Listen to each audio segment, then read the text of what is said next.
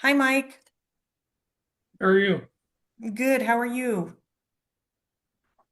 I'm not real good with cameras. That's okay.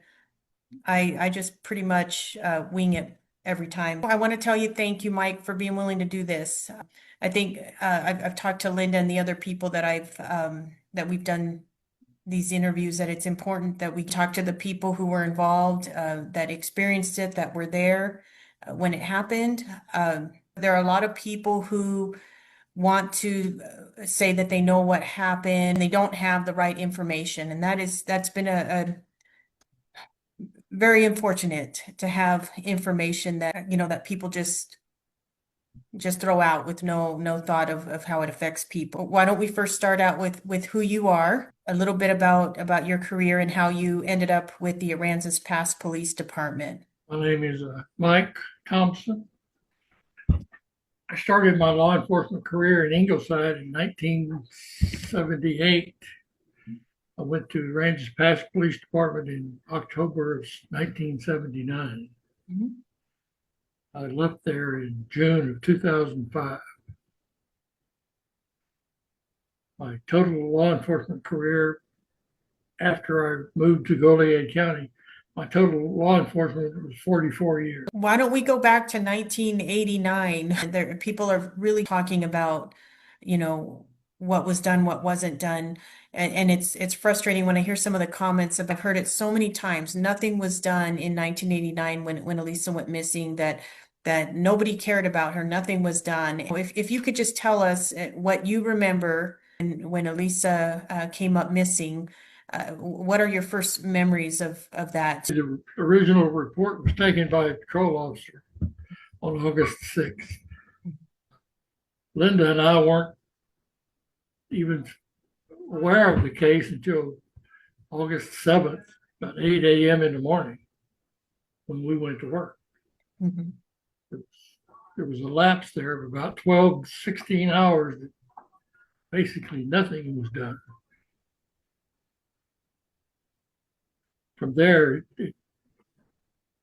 in terms of hours and days, from that day, it kicked off.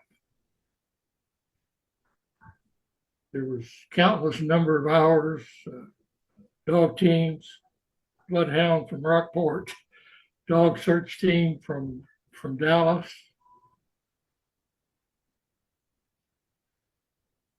I don't know what else we could have done at that time. We did what we knew to do at that time. Mhm. I remember the helicopters. I remember vividly there was just so much commotion that was going on at the time. There we had the helicopters. I remember seeing them flying above. And then there was just it seemed to be so many people. There was just so much going on at the time. I know that a lot of people were being talked to. We had the foot explorers early on. We're going door to door. I remember vividly the dogs and the volunteers that were on foot, search and rescue. So there was a lot going on early on that I remember. There's the bloodhound we got from a gentleman out of Rockport. He Mhm. was there like the next day. Mhm. The dog team from Dallas, that took a couple of days to get them there. Mhm. They came in on their own, worked, Wow. worked with us for several days. They had dogs that were cadaver dogs. They had bloodhounds. They had dogs that could sniff out dead bodies in water. I was on the boat with one of the dogs when they went out checking canals, the harbor, places like that. There was a What? lot done that people just didn't realize what was going on. Right. There's a lot of things that were going on behind the scenes that I remember being in the police department. I remember also talking to, I'm not sure exactly who it was I was talking to, but I remember being talked to. Of course, my mom was there. Of course, I remember Bob Green and Debbie were there. What do you remember of those initial interviews with us as the family? At the outstart, we're just trying to get background on Lisa and friends, acquaintances, names, places she might go, people that knew her. Most of that was handled by Linda.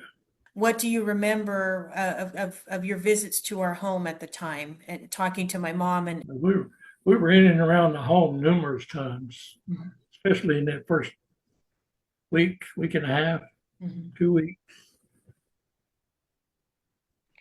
as a group, several officers, and then there were times when individual officers went back for whatever reason.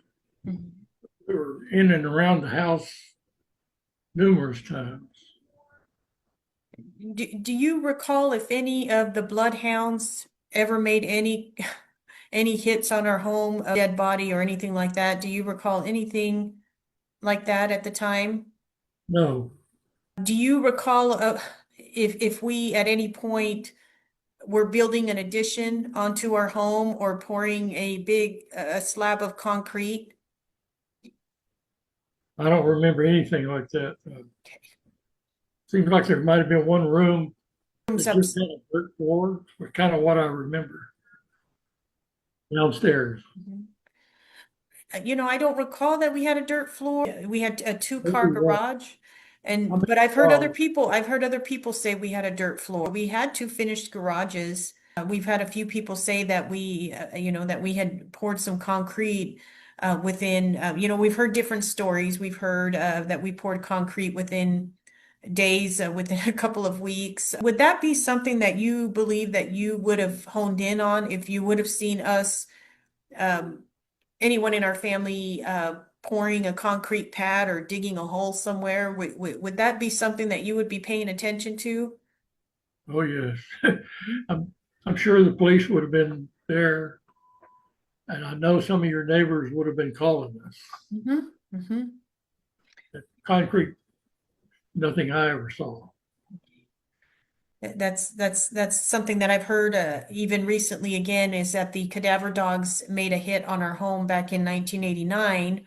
But when the police department left and they came back, when you and everyone came back, we had poured a slab of concrete. In that August 1989, if a cadaver dog had hit at that house, there would have been a backhoe there in hours, Thank you.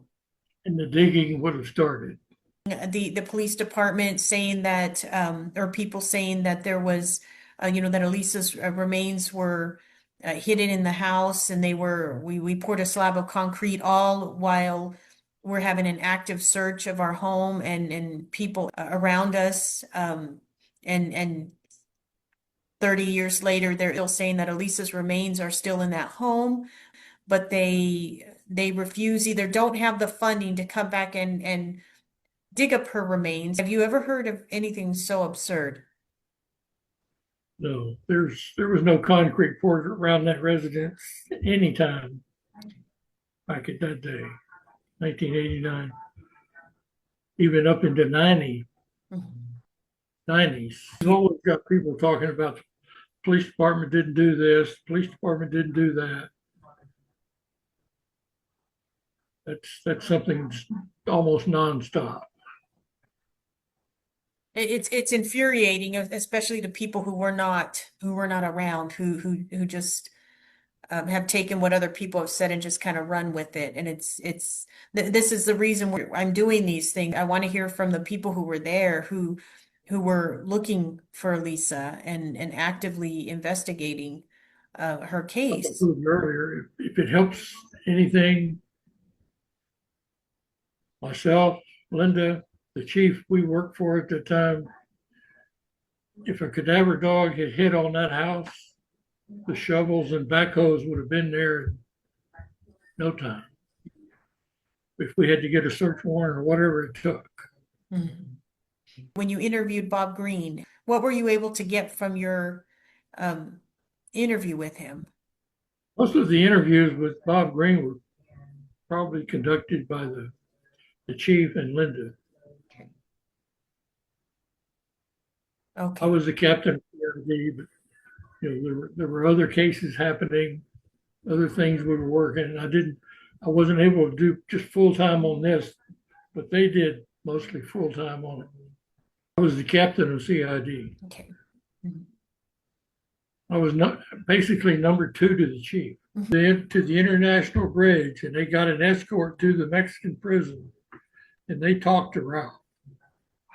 And that was Ralph Richard was in the prison Rodriguez. on one charge. I know the thoughts back in the early days was Ralph was involved. Ralph did this. And I'm not saying maybe he didn't put somebody else up to it, but Ralph himself didn't do it. Mhm. We, The, we wondered the about theory that, that was, if he didn't do it, that he may have gotten someone to do hold something off like that. He had some cohorts that would do his yeah, bidding for him. the theory was he could buy his way out of a Mexican prison. And yes, he probably can. But why in the heck would you ever go back? Good And point. he was in the prison because they both knew him by sight. Mhm. They went down there and talked to him. So does anyone know whatever happened to Ralph? He's like a ghost. I don't know. I don't know if he went back to Aransas, if they've ever handled him anymore. I don't know. Wow. Up until 2005, as far as I know, he wasn't there. Mhm. We definitely need to talk to Richard Rodriguez and Robert Gonzalez, and Oscar Rivera was he was with the Texas Rangers too, and worked on Elisa's case in the And day. Oscar and Robert were involved in the same Oh, thing. There okay. was a Ranger DA's investigator that went to wherever Mr. Green is and talked to him Mhm. That several was a few years years ago. back. Was that around 2010 or 20? I don't remember exactly. They came up here and talked to us, and Mhm. then they went up wherever he was and talked to him.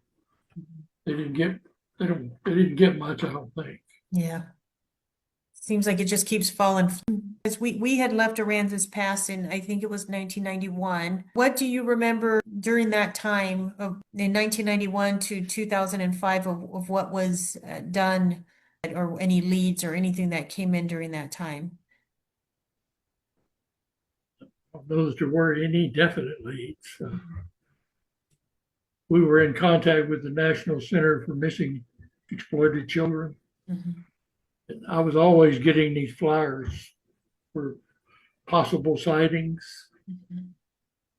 There's nothing that ever panned out. In 2016, when Texas EquiSearch came in to search our home, what do you remember of that visit with Chief Blanchard and Captain Rhodes? That was the first time EquiSearch went to Aransas Pass. They didn't do any actual search at that time. They just wanted to see the area, see the sites. We went with them. Mhm.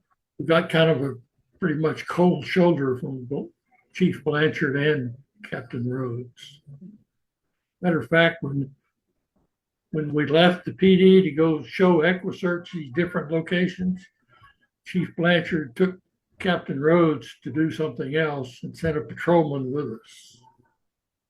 A patrolman who knew nothing about what was going on. So Captain Rhodes didn't even go with you. That first time when EquiSearch was in town, just to look, no search. Blanchard told Captain Rhodes to do something else. He had something else for him to do. He didn't. Wow. Actually, the attitude that I thought he put out was he thought we were there to steal his case. You're talking about Chief Blanchard? Rhodes, Captain Rhodes. Rhodes, Mm-hmm. attitude, the facial expressions he gave us, just like, why are you here? Are you interfering with my case? And I've talked to Linda before, and she's mentioned that they were very rude, standoffish. It wasn't very welcoming to, especially with where you and Linda both retired with the Aransas Pass Police Department. You were treated not very nice. No, I didn't get a very good, not a very good feel at all from either one of them. Mhm. Was that the time that Linda then she became ill? Not too long after. Did you meet with anybody else with Texas EquiSearch, their representatives, or was it just Tim Miller? He had somebody with him, but I'm not sure who they were. I don't remember. And it was just a sit down meeting that you just discussed the case and We just wanted to kind of show him the areas, show him the house on Whitney, different areas where Green lived, where he supposedly was mowing this lot, different areas of town. And Blanchard and Rhodes didn't even go with her. how long after that was it that they stopped talking to you? I think I've talked to Rhodes once since then, Wow. and that And was then, actually about another case. hmm. And what about Texas Echo Search? How long was it before they started? I never talked to him again. I don't know if I don't remember if Linda did or not. Mhm. What is your opinion and how that went down? And Well, I'm like you. I don't know what they say. I don't know what they think they found. I don't know what they said they found. I don't know what kind of evidence they think they have. 2016, this is 2025. That's 9 years, almost 10 years ago. it was 10 years. If you got some kind of evidence, what are you sitting on it for? Mhm. Have you ever run into a situation like that where the law enforcement agency says that they have evidence, but they sit on it for almost 10 years? Have you ever heard of something like this? If somebody found what they believe to be a set of remains, would they be sitting on them for 10 years saying, coming up with all kinds of excuses of why they can't recover these remains? I wouldn't think so, not if they knew what they had. If Mhm. they had any kind of positive evidence, this is something we were looking for. We know Mhm. what this is. There's no reason to sit on it for 10 years. Mhm. If that would be you and you had found what you believe to be evidence, what would your next step have been? That evidence probably would have been loaded in a car and driven to Austin or wherever it needed to go. Well, I don't know what they did with it. Do you think that if evidence like that would have been found, would the next so you have that evidence, you take it to where it needs to be documented. You didn't have a search warrant, but you found something, and now you need to go even further because this house, this whole search of the house was all by consent. The homeowners gave consent for them to search. There was never any warrant or anything. If they then believed to have found something, would they have then gone to get a search warrant or say, here's the evidence now, we need to go the next step? If they're there already with consent, as long as they stay there and keep continuous looking So until they're they could have kept digging with the well, they had consent and the landowner didn't tell them to leave. mhm. But again, I don't know what they think they found or what they say they found. We're still waiting to find out. And I just it just feels like we've been shut out for so long. And I don't know why, if anything, especially if a law enforcement agency believes that the family's involved, all the more reason to keep that communication with them. So between Captain Rhodes and then the Texas Rangers, it seems like it's they both did a number on us. They did a number on the homeowners and made them believe that Elisa's there. Um, If they believe that and the homeowner's given them permission to search, why didn't they do it? If they thought there was anything there, why didn't they find it? right. What did they find, if anything? We're still waiting. They've just been dodging our questions for so long. Just all we want the answer to is if you're saying she's there, then you need to recover her remains and return her to the family. So we're challenging you. So if this is what you say, then you need to follow through with that. And we're not afraid of anything. We're not afraid. We haven't hid one. You know, we put ourselves out there at the forefront of all of this.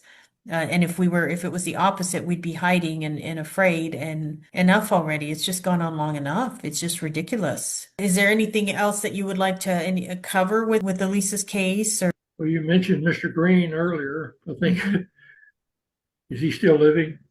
I don't know. I think he's still alive.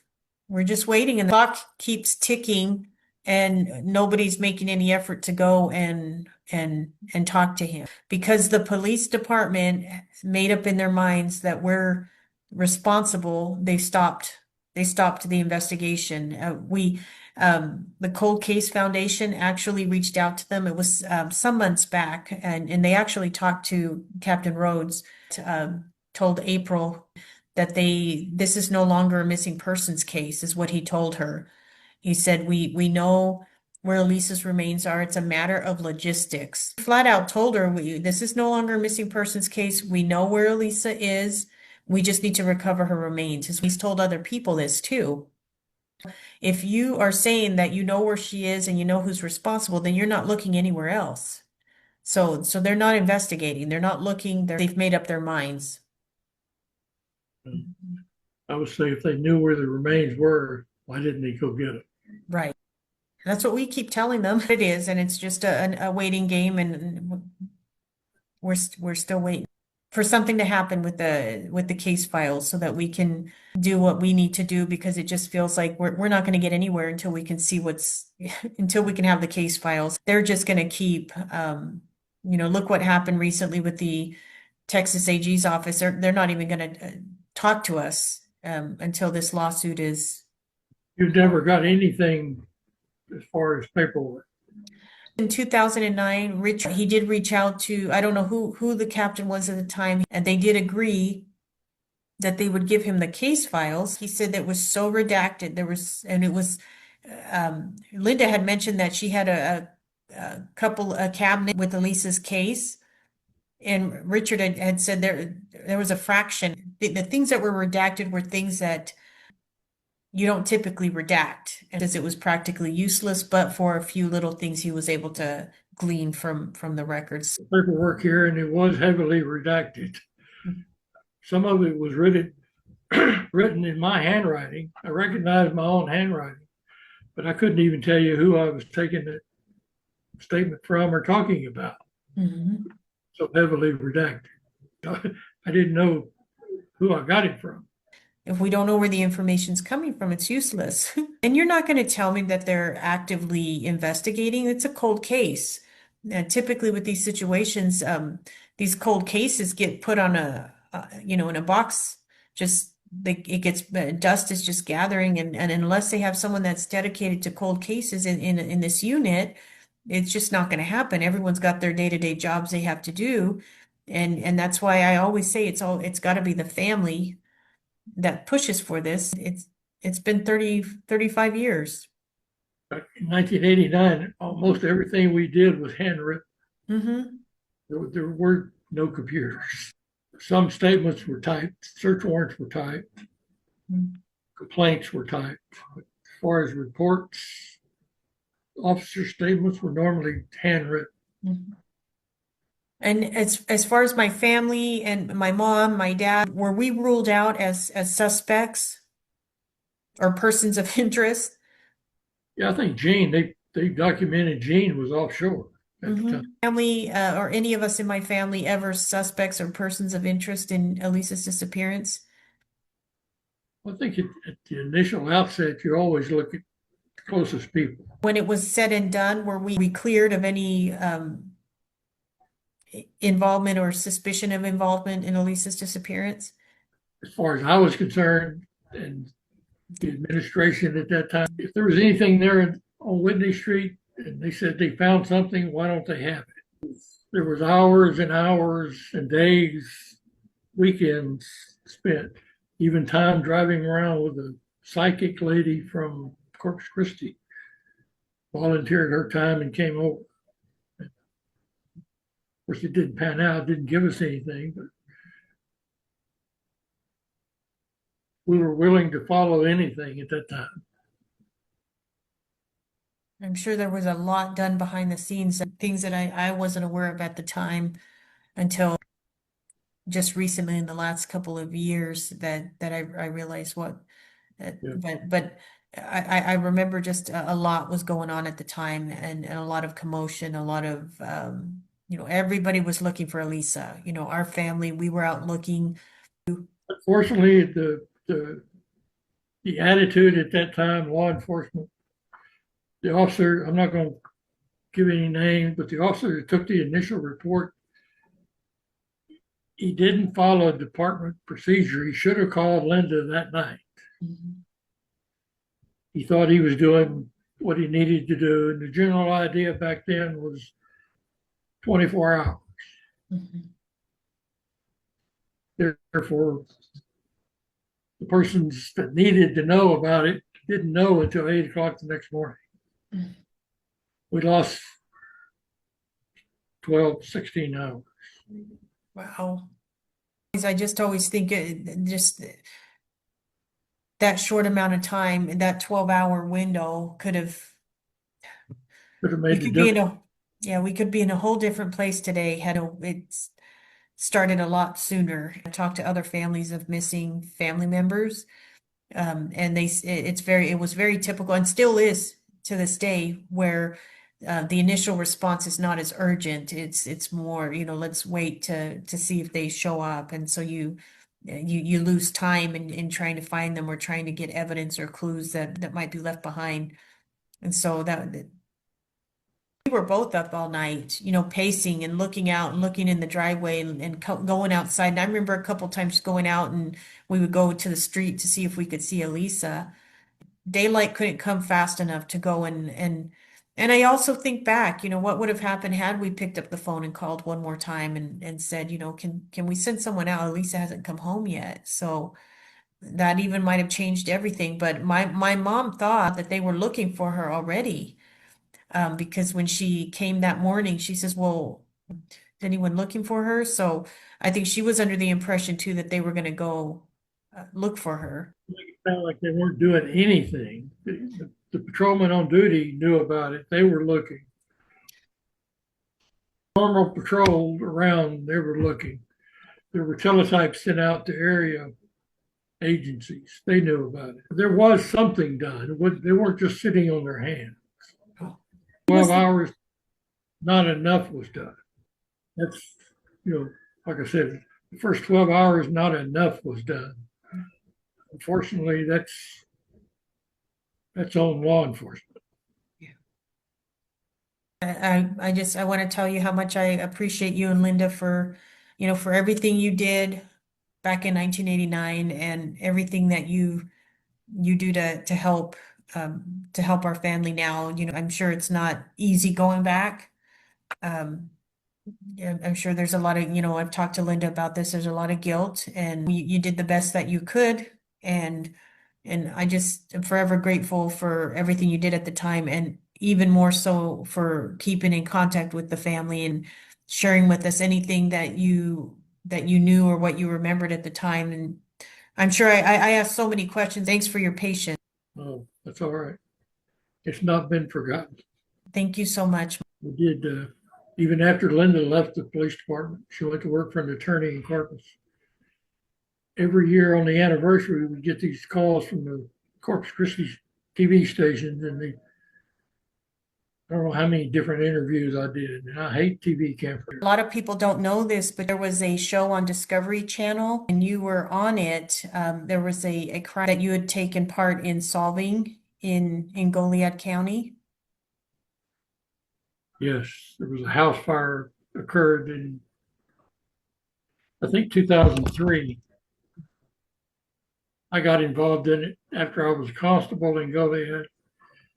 When the sister of the deceased lady moved back to the area, she recontacted the new sheriff and asked him to reopen the case. It never had been solved or worked. And I originally got involved working it with the sheriff's department investigator, but he got tied up with other cases, new cases every day. I just went in and asked the sheriff, let me have it. I'll work it. I'll keep you up to date on what's happening. And I think it took a little over 15 months. I finally got the husband arrested for the arson, the house fire.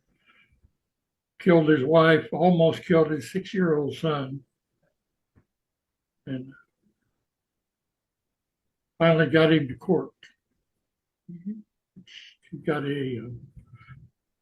he was found guilty and he got a life sentence for that. Yes, I think the name of the show was Murder Comes to Town. I think it was probably in the last 5 years that show came on, and I'll note this in the when we post this what season and episode that was. I don't know why they named it that. There was a series actually. There was 4 different Mhm. cases they worked, and they called the whole series Murder Town. Murder Town. And I think Goliad was episode 3. Would like to a message that you would like to share? Not to the police department, because as far as I know, there's nobody there that knows almost anything about this case. Mhm. There's nobody there now that was there in 1989 or even 2000. Mhm. But I've said it before and I'll say it again. I think there's somebody in Aransas Pass that knows. And all they got to do is pick up the phone and call. And we just hope that come forward. We're all it's a long time. 35 years is a long time. There's a lot of pain, there's a lot of hurt. It's never going to take it away, but if we find out what happened, it'll help bring some kind of peace to my family. And I think we deserve that. I don't think it's asking too much to bring our loved one home. There's somebody there that knows something that would help. Yeah. And they're probably not even involved, but they know. Mhm. Or even if they've heard, you never know. Somebody may have heard something and they're not even sure what they heard. Mhm. And let's just hope that your message and our message today will help push someone forward to tell what they know. I hope somebody comes forward. Yeah. I'm getting older every day, and I'd like to see an end to this. Yeah. Here, let us know. I will. Thank you so much, Mike.